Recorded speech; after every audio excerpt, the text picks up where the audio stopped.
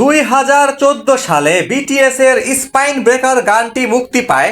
Spine breaker মানে হচ্ছে মেরুদণ্ড ভাঙা মানুষ।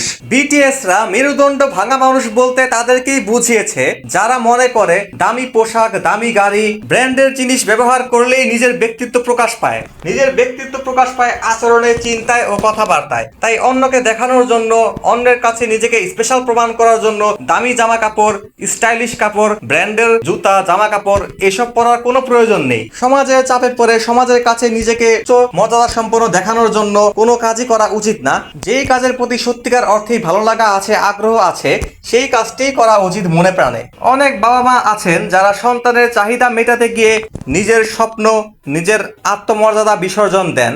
এটিও করা ঠিক না। সন্তানকেও বুঝতে হবে আমার কারণে যেন আমার বাবা মা বা অন্য কেউ কষ্ট না পায়। সবাই যদি একই ফ্যাশন ফলো করে তাহলে ইউনিকনেস বা নিজস্ব আইডেন্টিটি বলে কিছুই থাকবে না।